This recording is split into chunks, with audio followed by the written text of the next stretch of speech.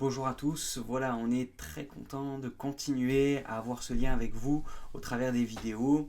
J'ai pour aujourd'hui choisi de laisser la place à Laurent Teilleul qui a enregistré des partages, une pensée pour l'église de Muret, et c'est quelque chose qui est universel, la Bible, hein. Alors voilà, j'ai pensé que ça serait bien que nous puissions nous aussi en bénéficier, c'est avec son accord bien sûr. Je vous laisse écouter ce partage tout de suite. Je vous propose maintenant un temps d'étude nous allons lire dans Zacharie, à la fin de l'Ancien Testament, Zacharie au chapitre 1 et du verset 1 à 6. Le 8e mois, la 2e année du règne de Darius, la parole de l'Éternel fut adressée au prophète Zacharie, fils de Bérekia et petit-fils d'Ido. L'Éternel a été très irrité contre vos ancêtres. Annonce-leur donc, voici ce que dit l'Éternel, le Maître de l'univers. Revenez à moi, déclare l'Éternel, le Maître de l'univers, et je reviendrai à vous, dit l'Éternel, le Maître de l'univers. Ne soyez pas comme vos ancêtres auxquels les premiers prophètes proclamaient. Voici ce que dit l'Éternel, le Maître de l'univers, renoncez à vos mauvaises voies, à vos mauvaises actions. Mais ils n'ont pas écouté, et ils n'ont pas fait attention à moi, déclare l'Éternel. Vos ancêtres, où sont-ils? Et les prophètes pouvaient-ils vivre éternellement? Cependant, mes paroles et mes prescriptions, dont j'avais chargé mes serviteurs, les prophètes, n'ont-elles pas atteint vos ancêtres? Ils sont revenus à moi, et ils ont reconnu l'Éternel, le Maître de l'univers, nous a traités comme il avait décidé de le faire, conformément à notre conduite et à nos agissements. On va s'arrêter là. Alors juste, on se remet dans le contexte de ce livre, hein. Vous connaissez Zacharie qui fait partie de ce qu'on appelle les petits prophètes, parce qu'il y a ces tout petits textes qui sont à la fin de l'Ancien Testament. Et le contexte, c'est qu'après la chute de Jérusalem, en 538 avant Jésus-Christ, les habitants ont été déportés à Babylone, qui était donc le lieu où habitait la capitale des envahisseurs. Et un an plus tard, Babylone tombe de nouveau aux mains du roi des Perses qui est Cyrus. Et celui-ci, dès l'année suivante, il décide de mettre en place un système de retour au pays pour les Hébreux. Et ce retour va se faire sur plusieurs vagues de migration entre Babylone et Jérusalem. Donc les premiers qui reviennent, depuis les premiers exilés qui reviennent de Babylone vers Jérusalem, sont très enthousiastes. Et de retour à Jérusalem, ils vont débuter très rapidement la reconstruction du temple qui avait été complètement détruit. Mais par manque peut-être de persévérance, mais face aussi à la pression des ennemis qui étaient là autour, ils vont arrêter la reconstruction du temple de l'Éternel. Et c'est dans ce contexte que Zacharie intervient. Zacharie, c'est un prophète qui fait partie donc de ces Hébreux, qui sont rentrés à Jérusalem suite à la décision de Cyrus. Et il s'adresse de la part de Dieu au peuple qui a stoppé cette reconstruction, et ça fait quasiment 10 ans qu'ils se sont arrêtés de reconstruire quand Zacharie intervient et annonce ses paroles. On voit que Zacharie, vous avez constaté, fait référence à leur père, qui étaient les habitants de Juda, qui étaient avant l'exil de Babylone. Quand il dit les pères, c'est pas juste le père, les géniteurs de ceux qui étaient là. C'était les pères. C'était un mot qui englobait tous les Hébreux qui étaient avant eux à Jérusalem, avant que Jérusalem soit détruite. Mais il est dit que ces pères, ces anciens Hébreux, avaient refusé d'écouter les prophètes de l'époque, des prophètes qui avaient parlé bien avant Zacharie. Mais il est dit aussi qu'ils avaient ensuite reconnu leur erreur. Et c'est assez intéressant de voir que c'est souvent ce qui s'est passé au niveau du peuple hébreu. Ils ont refusé d'écouter, ils sont partis dans une mauvaise direction, et puis ils sont revenus quand même à Dieu. Et Dieu, à chaque fois, était plein de patience pour eux. Alors comment on doit comprendre pour nous cet avertissement du verset 4 ? Ne soyez pas comme vos pères. Dieu nous demande en gros, de ne pas nous cacher derrière notre contexte familial, notre hérédité, notre environnement pour excuser nos comportements. Les choix que nous les faisons tout à fait librement, non contraints par nos parents ou nos anciens. Nous faisons le choix d'obéir, de suivre ces commandements par nous-mêmes.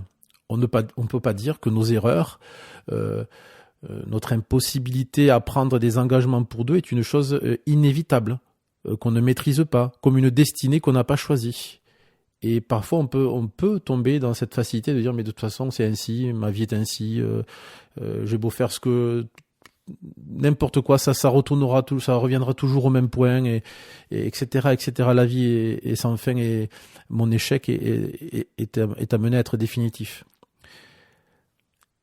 J'aimerais vous dire qu'il faut tirer les leçons de ceux qui nous ont précédés, comme le dit ce texte. Aussi bien les bons exemples que les mauvais. Les bons, bien sûr, pour s'en inspirer, et peut-être que vous avez dans votre famille, dans votre environnement, des anciens, des personnes plus âgées, qui sont des bons témoignages de par leur foi, des exemples de foi, des gens qui ont pris position, qui ont pris des décisions, ou qui par leur attitude ont été des exemples pour vous.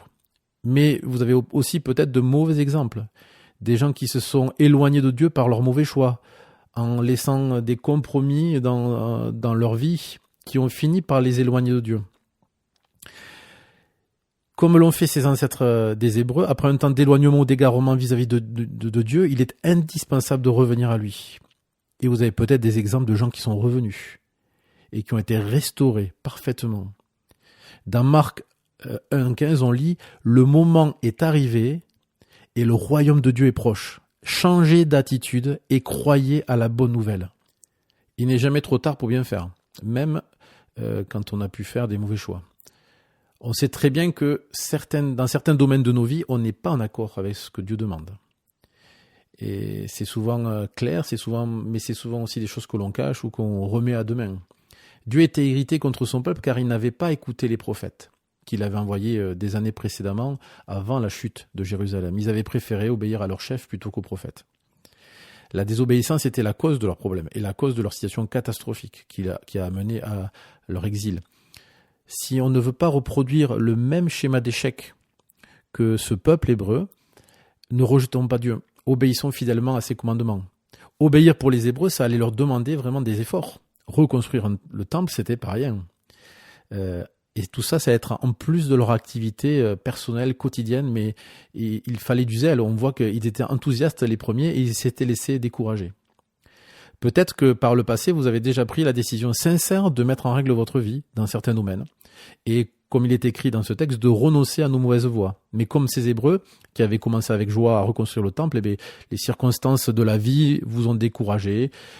Parfois, un environnement défavorable a fini par nous distraire des résolutions qu'on avait prises pour Dieu. Vous avez décidé aussi peut-être de faire une pause dans cet engagement pour Dieu, et puis de fil en aiguille, on ne repart jamais. On ne se remet pas à l'action. Zacharie nous dit encore aujourd'hui, revenez vers Dieu, revenez à l'Éternel. Ce message, il est vraiment d'actualité pour nous, personnellement, pour notre Église, pour notre pays. Comme ces exilés hébreux qui se sont retrouvés au calme au retour de leur pays, Dieu veut peut-être nous parler dans ces temps de confinement et nous faire prendre conscience que il y a des choses qui doivent être finalisées dans nos vies, des choses que l'on doit changer, des actes d'obéissance à prendre en compte. Nous devons apprendre de nos erreurs, comme ces Hébreux, apprendre de nos chutes, de nos rechutes. Il faut les assumer, comme ont fait ces Hébreux. Ils les ont dit devant Dieu, on s'est trompé, on revient vers toi. Parfois, ça entraîne de la honte, ça entraîne des regrets, toutes ces choses, on le sait, il faut pas s'en cacher. Mais j'aimerais vous dire, ne doutons jamais de l'amour de Dieu. Il est plus grand que tout ça. Nous pouvons dire, je reconnais que j'ai mal fait, mais je reconnais que tu peux tout. Je reconnais que en mourant sur la croix, tu as pris mes fautes. Nous lisons dans Éphésiens 2:4, jusqu'au verset 7, « Mais Dieu est riche en pitié, et il nous aime d'un grand amour. C'est pourquoi, à nous qui étions morts à cause de nos fautes, il nous a donné la vie avec le Christ. Oui, vous êtes sauvés grâce à la bonté de Dieu. Avec le Christ Jésus, il nous a réveillés de la mort, et avec lui encore, il nous a fait asseoir dans les cieux.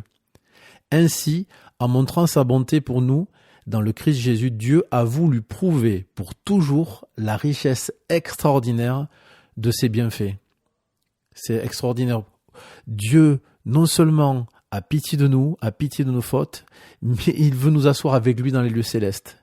et il y a là une place préparée pour nous pour l'éternité. C'est la promesse de Dieu qui est puissante, qui est forte, et c'est une encre dans nos vies, cette espérance de ce que Dieu nous donne. Il va tellement plus loin que toutes nos erreurs, toutes nos faiblesses. Que Dieu vous encourage et revenons à lui. Quelle que soit la situation dans laquelle nous sommes, nous avons toujours quelque chose qui peut nous rapprocher plus de lui.